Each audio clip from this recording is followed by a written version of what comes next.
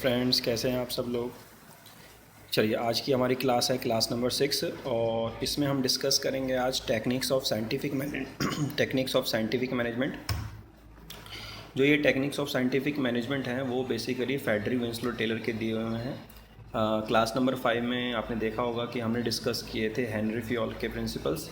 ठीक है, जो हेनरी फ्योल्स ने हमें 14 प्रिंसिपल्स दिए थे जो कि जनरल गाइडलाइंस होती हैं।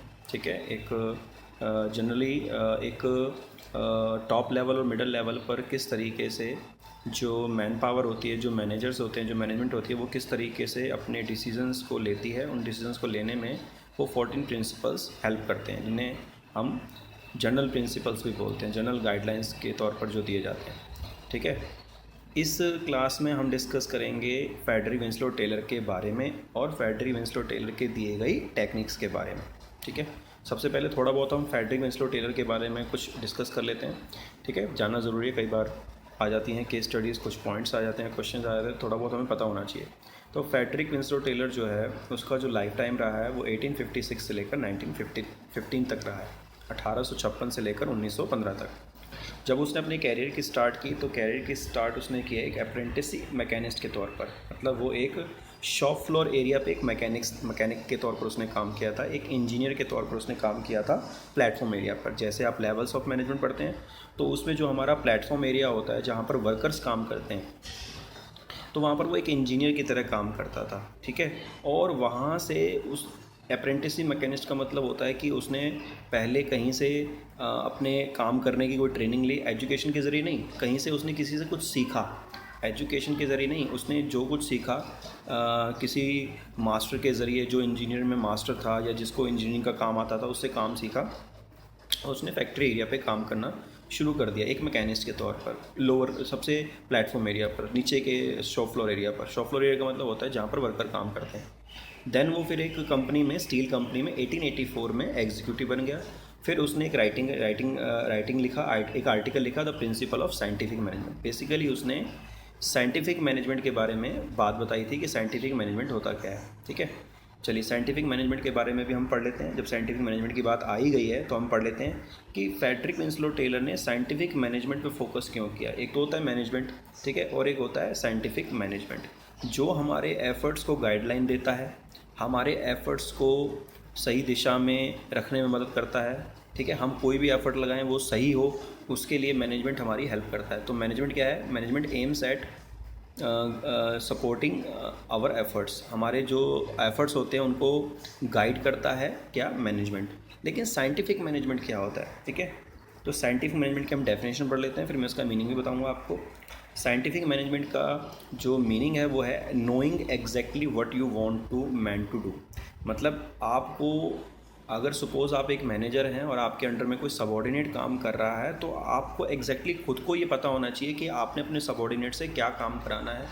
जब तक आपको खुद को पता नहीं होगा तो आप सामने वाले से क्या काम निकलवाएंगे।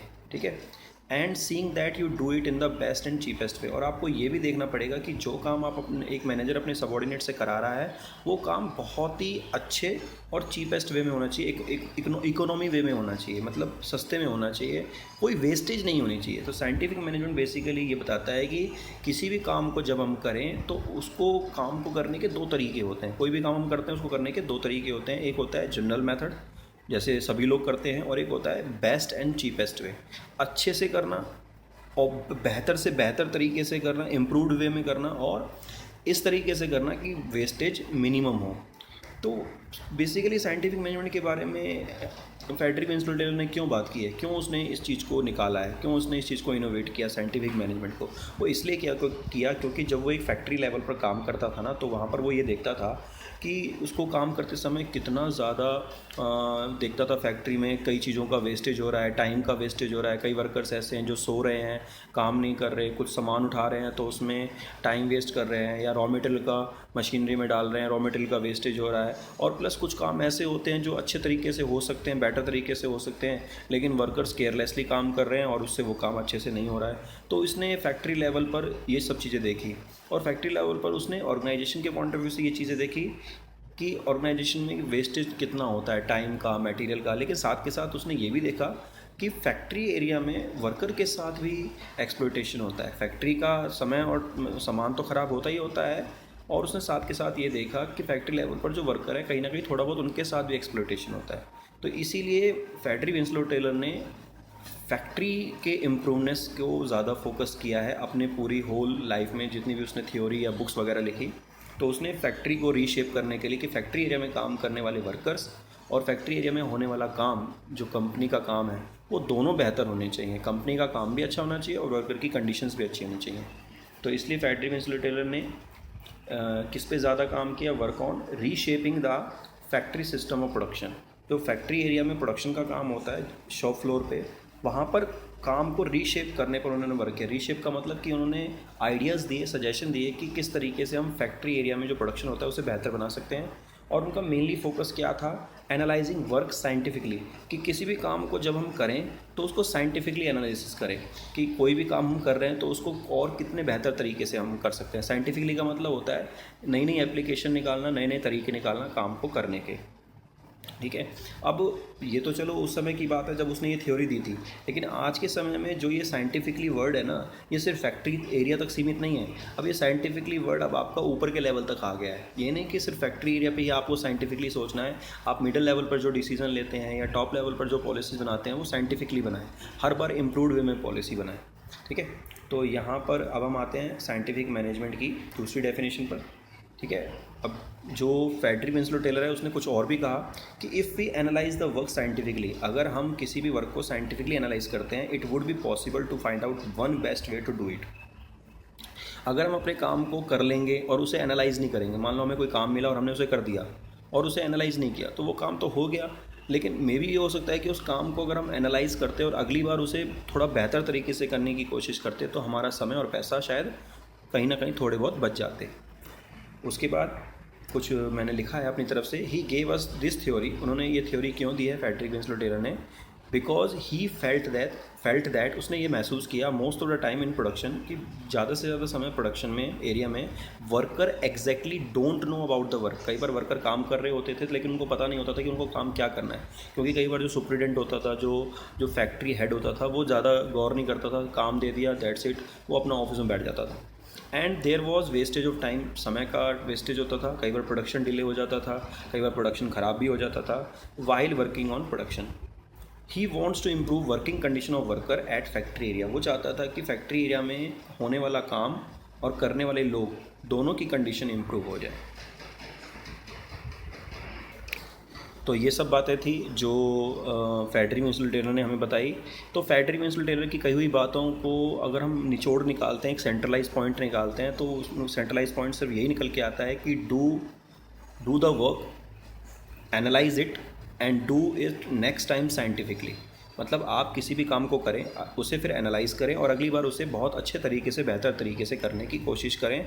आप साइंटिफिकली उसके ऊपर एनालाइज करें। साइंटिफिकली का मतलब होता है better and better and better way to do a task. तो चलिए अब हम जो साइंटिफिक मैनेजमेंट के अंडर में जो टेक्निक्स दी गई हैं कि किसी भी काम को करने के किस तरीके से हमें अपने बेहतर बना सकते हैं, तो बेसिकली ये ध्यान आप रखना कि साइंटिफिक मैनेजमेंट के अंडर में जो टेलर ने टेक्निक्स दी हैं, वो बेसिकली जो टेक्निक्स दी गई हैं, ये जो टेक्निक्स हैं ये फैक्ट्री एरिया में जो वर्कर्स काम करते हैं, फैक्ट्री एरिया में जो वर्कर्स काम करते हैं उनके काम से जुड़े हुए ये कुछ मेथड्स हैं जो उनके काम को बेहतर बनाते हैं, कंडीशंस को बेहतर बनाते हैं, टाइम और मनी को सेव करते हैं और वर्किंग कंडीशंस जो वर्कर की हैं वो अच्छी बनाते हैं। ठीक है, ये उन सब के लिए हैं।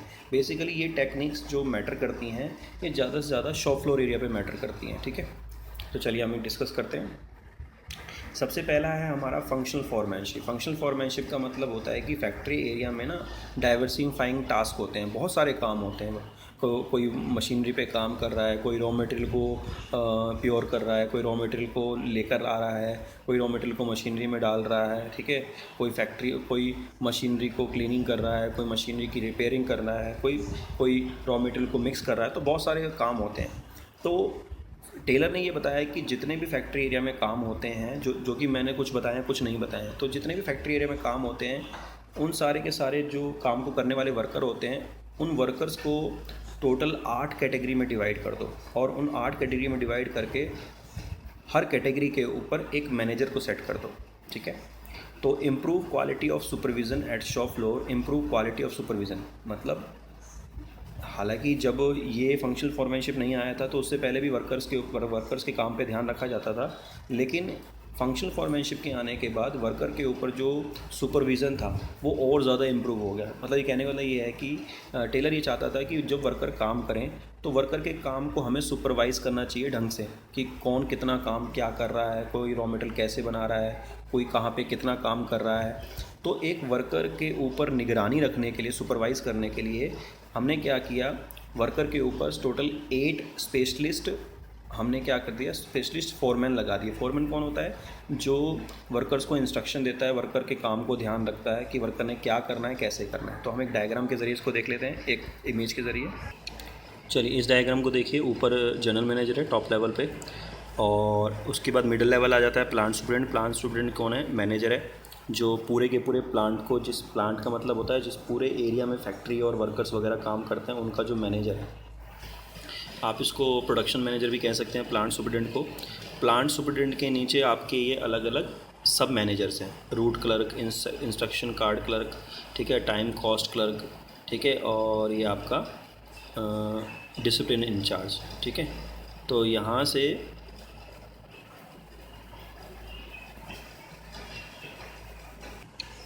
आप इस इमेज को देखिए, फैक्ट्री मैनेजर है यहाँ पे। फैक्ट्री मैनेजर के बारे में मैंने बताया आपको, जो आपका डिपार्टमेंटल मैनेजर होता है। डिपार्टमेंटल मैनेजर के नीचे 2 हेड हैं, जो सब मैनेजर हैं, प्लानिंग ऑफिसर और production officer.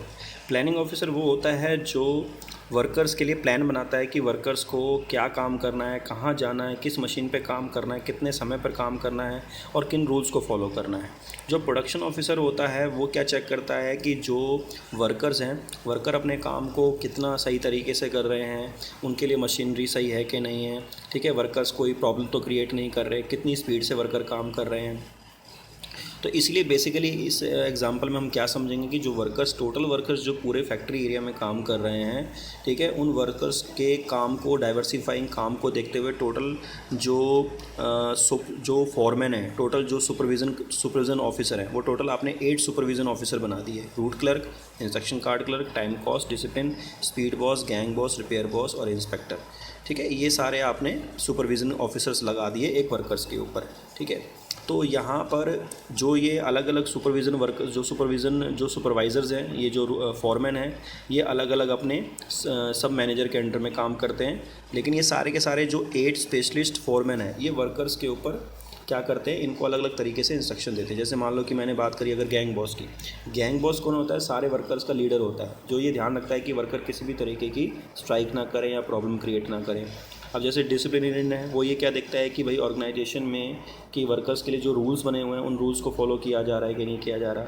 Instruction card clerk ये बताता है कि आपको कि भाई किस मशीनरी पे किस तरीके से क्या काम करना है, क्या काम कब करना है, कैसे करना है, ये सारा इंस्ट्रक्शन कार्ड क्लर्क में लिखा रहता है। रूट क्लर्क का मतलब होता है कि एक मशीनरी पे काम करने के बाद या 2 घंटे काम करने के बाद आपको अगला काम क्या करना है, कहाँ पर जाना है। रिपेयर बॉस ये चेक करता है कि वर्कर्स जिस मशीनरी पर काम कर रहे हैं वो मशीनरी रिपेयर्ड है, सही तरीके से काम कर रही है या नहीं कर रही। इंस्पेक्टर जो होता है वो ये चेक करता है कि जो वर्कर प्रोडक्शन कर रहे हैं उसमें क्वालिटी मेंटेन हो रही है कि नहीं हो रही। स्पीड बॉस ये चेक करता है कि भाई जो वर्कर की स्पीड है काम करने की, वो स्पीड मेंटेन हो रही है कि नहीं हो रही। तो इस तरीके से ये सारे जो फॉरमैन हैं, ये वर्कर्स की हेल्प करते हैं, वर्कर के ऊपर सुपरवाइज़ करते हैं, ठीक है। इसको हम बोलते हैं फंक्शनल फॉरमैनशिप। फंक्शनल फॉरमैनशिप का मतलब होता है कि जितने भी फैक्ट्री एरिया में फंक्शंस परफॉर्म होते हैं, काम किए जाते हैं, जो एक्टिविटीज़ होती हैं, उनको फॉरमैनशिप करना मतलब उनको सुपरवाइज़ करना। अगली टेक्निक से आपकी मेथड स्टडी। मेथड स्टडी का मतलब होता है find out one best method of doing the job. किसी भी काम को करने का सबसे अच्छा तरीका ढूंढना मेथड स्टडी कहलाता है। एक इमेज के ज़रिए हम देखते हैं। देखिए यहाँ पर सारा काम जो कार मैन्युफैक्चरिंग का काम हो रहा है, ध्यान से देखिए, रोबोटिक वे में हो रहा है। इसका मतलब क्या है कि पहले काम जब क्या होता था, लेबर से काम किया जाता था, तो लेबर कई बार क्या करती थी, टाइम की वेस्टेज करती थी, मटेरियल की वेस्टेज करती थी, डिले इन टास्क करती थी। अब यहाँ पर जो रोबोटिक है उनको इंस्ट्रक्शन मिली हुई है, रोबोट अपने काम को जैसे उनको बोला गया है उसी तरीके से काम को कर रहे हैं। टाइम भी सेव हो रहा है, मनी की भी सेविंग हो रही है और काम भी परफेक्शन से हो रहा है। That is called method study. Method study से ही ये रोबोटिक हमारे सामने आ पाए हैं कि किसी ने सोचा होगा कि भाई कार की मैन्युफैक्चरिंग रोबोट से भी हो सकती है। अगला है आपका मोशन स्टडी। मोशन स्टडी का मतलब होता है कि जब एक वर्कर ऑर्गेनाइजेशन में काम कर रहा होता है तो कई बार वो सामान को लिफ्ट करता है, कई बार सामान को उठाकर इधर से उधर रखता है, कई बार बैठता है, कई बार इधर जाता है, कई बार उधर जाता है, मतलब वो मूवमेंट्स लेता है। तो मूवमेंट्स लेते समय हमें देखना चाहिए कि जो वो मूवमेंट्स ले रहा है, सामान को उठा रहा है या रख रहा है, तो कहीं वो मूवमेंट्स लेते समय कोई टाइम की वेस्टेज तो नहीं कर रहा। अब इस वर्कर को देखिए, हो सकता है कि ये इसको थोड़ा पेन महसूस हो सकता है कि ये थोड़ा काम में जानबूझ के लापरवाही दिखा रहा हो।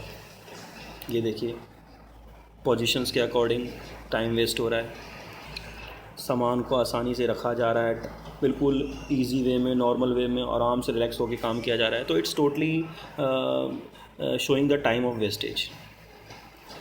अगली टेक्निक है टाइम स्टडी। टाइम स्टडी हमें बताती है कि study to determine the standard time. किसी भी काम को करने का एक स्टैंडर्ड टाइम होना चाहिए, और वो स्टैंडर्ड टाइम ना हमें ऑब्जर्वेशन से देखना पड़ेगा। जैसे मान लीजिए कि हमने एक वर्कर को काम दिया और उसने पूरी एफर्ट से उस काम को किया without any taking much time, without any wastage of time. तो उसने नॉर्मली अपने एफर्ट से उस काम को किया, मान लो सपोज करो 3 घंटे में। तो हमने उस वर्कर से पूछा कि आपको कोई प्रॉब्लम तो नहीं हुई, कोई तकलीफ़ तो नहीं? उसने कहा नहीं। तो इसका मतलब क्या है कि हमने एक ऑब्जर्वेशन से एक टाइम सेट कर दिया कि भाई एक वर्कर एक समय में किसी प्रोडक्ट को बनाने में 3 घंटे लेता है। तो आपने क्या किया, आप सभी वर्कर के ऊपर इस चीज़ को अप्लाई कर दिया कि ये स्टैंडर्ड टाइम है, इतने स्टैंडर्ड टाइम में ये काम हो जाना चाहिए। और आपने ये अपने आप से स्टार्ट नहीं किया, पहले आपने चीज़ों को ऑब्जर्व किया कि प्रोडक्शन करते समय एक वर्कर नॉर्मली कितना टाइम लेता है, उसके बाद आपने सबके लिए स्टैंडर्ड सेट कर दिया। तो टाइम स्टडी बेसिकली ये चेक करता है कि किसी भी काम को करने में कितना समय लगता है, फिर आपको वो समय के ऊपर, टाइम के ऊपर एनालिसिस करके वो समय सबके लिए फिट कर देना चाहिए कि सभी को इतने समय में ये काम करना पड़ेगा। अगला है आपका फैटिग स्टडी। फैटिग स्टडी का मतलब ये होता है कि जब आप अपने वर्कर को एक गैप देते हैं, एक इंटरवल देते हैं रेस्ट करने के लिए, तो वो जो इंटरवल का टाइम पीरियड है वो कितना होना चाहिए, 20 मिनट, 30 मिनट, 15 मिनट, ताकि आपका वो रेस्ट इंटरवल टाइम बेसिकली इतना होना चाहिए कि वर्कर को दोबारा से रिफ़्रेश होने में, दोबारा से काम को रिज्यूम करने में, दोबारा से रीस्टार्ट करने में उसको कोई प्रॉब्लम ना हो। ऐसा ना हो कि आप उसे इंटरवल दे रहे हैं 15 मिनट का, और सुबह से लेकर जब तक वो दोपहर तक उसने काम किया उसमें वो इतना थक गया कि 15 मिनट में वो रिलैक्स नहीं हो पाया। तो अगली बार जब दोपहर के बाद जब वो काम करना शुरू करेगा आफ्टर द डे, तो वो काम को ढंग से नहीं कर पाएगा। तो एक वर्कर का जो इंटरवल पीरियड होना चाहिए वो बिल्कुल एक ऐसा होना चाहिए जिससे वर्कर को रिफ़्रेशमेंट मिल सके और वो आराम से रिलैक्स हो सके और अगली बार काम करने के लिए तैयार हो सके। अगला है आपका डिफरेंशियल पीस वेज सिस्टम। इसका मतलब क्या होता है, a method to differentiate efficient inefficient worker. एक कंपनी में कौन एफिशिएंसी से काम कर रहा है और कौन इनएफिशिएंसी से काम कर रहा है, ये टेक्निक हमें मदद करती है वर्कर्स को बाइफरिकेट करने में। किस तरीके से, अगर कोई वर्कर अच्छा काम कर रहा है तो आप उसे नॉर्मल वेज से ज़्यादा वेज दें, उसको जितनी नॉर्मल वेज है उससे ज़्यादा वेज दें पहले से कह के कि अगर आप अच्छा काम करोगे तो हम आपको ज़्यादा पैसे देंगे। और जो काम अच्छा नहीं करेगा, बिल्कुल नॉर्मल काम करेगा, बहुत एफर्टलेसली काम करेगा, मतलब बहुत मेहनत से काम करेगा, तो हम उसे ज़्यादा पैसे देंगे नॉर्मल वेज से, जो नॉर्मल उसकी पर डे वेज है। और जो नॉर्मली काम करेगा, प्रोडक्शन में ज़्यादा कंट्रीब्यूशन नहीं करेगा, उसे नॉर्मल वेज मिलेगी। आप इस इमेज को देखिए, एक वर्कर मेहनत से काम कर रहा है, एक थोड़ा काम कर रहा है, थोड़ा सो रहा है। तो आपको क्या लगता है कि हमें किसको ज़्यादा पेइंग कैपेसिटी, किसको ज़्यादा हमें पेमेंट करनी चाहिए? तो जो काम करेगा उसको हम जितनी उसकी सैलरी बनती है उससे ज़्यादा देंगे। जो रेस्ट करेगा, काम करेगा, रेस्ट करेगा, बहुत ज़्यादा प्रोडक्टिव वे में काम नहीं करेगा, तो हम उसे पैसे नहीं देंगे। तो डिफरेंशियल पीस टेस्ट क्या सिस्टम क्या होता है कि जो वर्कर प्रोडक्शन में ज़्यादा कंट्रीब्यूशन करेगा, ज़्यादा से ज़्यादा मेहनत करेगा, हम उसे उसकी पेइंग जो पेइंग सिस्टम है उससे ज़्यादा हम उसको वेज पे करेंगे, और जो नहीं करेगा उसे नहीं पे करेंगे। इससे क्या होता है कि दूसरे वर्कर के मन में काम करने की इच्छा जागती है कि उसे अगर ज़्यादा पैसे मिल रहे हैं तो मैं भी काम करके अच्छे पैसे कमा सकता हूँ। And the last one is standardisation and simplification. इसका मतलब ये होता है, स्टैंडर्डाइजेशन का मतलब कि जब आप किसी भी प्रोडक्ट को बनाते हैं तो उस प्रोडक्ट को हर बार कोशिश करें कि उसे डिवाइजिंग न्यू वेराइटीज़, मतलब उसमें हर बार कोई ना कोई नई चीज़ ऐड करें जिससे कि जब भी वो मार्केट में जाए तो लोगों को वो पसंद आए। जैसे आपने देखा होगा कि गाड़ियों के जो मॉडल होते हैं, गाड़ियों का नाम सेम होता है, धीरे धीरे गाड़ियों में जो फीचर्स होते हैं वो नए नए ऐड होने शुरू हो जाते हैं। मिरर्स हो, अंदर आपका इंटीरियर्स हो, म्यूज़िक सिस्टम हो, या डोर ग्लासेस हो, सब कुछ इम्प्रूव होना शुरू हो जाता है। इसलिए एक फैक्ट्री एरिया में जब भी हम कोई प्रोडक्ट बनाएं तो उसे हमेशा कोशिश करें उसमें कोई ना कोई चीज़ ईजाद करें, इनोवेट करें, नई नई चीज़ें उसमें ऐड करें। That is called standardisation. और स्टैंडर्डाइजेशन का एक मतलब और भी होता है कि आप जब भी ऑर्गेनाइजेशन में किसी को कोई भी काम दें, कोई भी प्रोडक्शन वर्क हो या कोई भी एक्टिविटी हो, वो स्टैंडर्ड में होनी चाहिए। मतलब सबको पता होना चाहिए कि किसको क्या काम करना है, पहले से फिक्स होना चाहिए, किसी के माइंड में कन्फ्यूज़न नहीं होनी चाहिए। एक मतलब ये भी होता है, और एक मतलब ये भी होता है कि हमें हमेशा अपने प्रोडक्ट में नए नए फीचर्स ऐड करते रहने चाहिए। सिंप्लीफिकेशन का मतलब ये होता है, simplification aims at eliminating unnecessary diversity of products. Diversity of product, हमें कंपनी में बहुत ज़्यादा एक ही प्रोडक्ट को लेकर अलग अलग उसके वेरिएशन नहीं रखने चाहिए। एक ही प्रोडक्ट के बहुत ज़्यादा वेरिएशन नहीं होने चाहिए। हम एक इमेज के ज़रिए आपको बताते हैं। देखिए, एक कंपनी ने एक प्रोडक्ट के कितने सारे वेरिएशन बना रखे हैं। एक प्रोडक्ट है, उसके वेरिएशन देखिए, कोई 1 kg का है, कोई 2 kg का है, कोई 3 kg का है, कोई 500 ग्राम का है, कोई 250 ग्राम का है, कोई 100 ग्राम का है। मतलब इतने सारे वेरिएशन होते होते कस्टमर कंफ्यूज हो जाता है कि भाई इतने सारे वेरिएशन कंपनी बना रही है, मैं कौन सा प्रोडक्ट खरीदूँ, क्या खरीदूँ, इतने सारे मल्टीपल प्रोडक्ट हैं। अब कस्टमर को इतनी चूज़ करते समय प्रॉब्लम हो रही होगी, तो कंपनी में जब पैकिंग होती होगी या प्रोडक्शन होता होगा तो वहाँ के वर्कर्स को कितनी प्रॉब्लम होती होगी। तो हमेशा आपके जो प्रोडक्ट के वेरिएशन होने चाहिए वो लिमिटेड होने चाहिए। इतने वेरिएशन मत रखें कि आपको भी बनाने में प्रॉब्लम आए और कस्टमर को चूज़ करने में भी प्रॉब्लम आए। Variation should be minimum. आपके वेरिएशन हो लेकिन कम से कम हो। ऐसा ना हो कि एक ही प्रोडक्ट के 100 वेरिएशंस हैं। इससे क्या होता है कि काम में प्रॉब्लम आती है, प्रोडक्शन में प्रॉब्लम आती है, और कस्टमर को प्रोडक्ट चूज़ करने में भी प्रॉब्लम आती है। तो ये आपके सारे के सारे टेक्निक्स थे। आप वीडियो को दोबारा से पॉज करके रिवाइंड करके इनको पढ़ सकते हैं।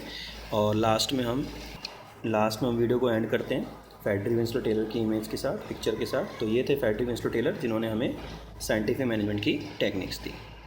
Thank you.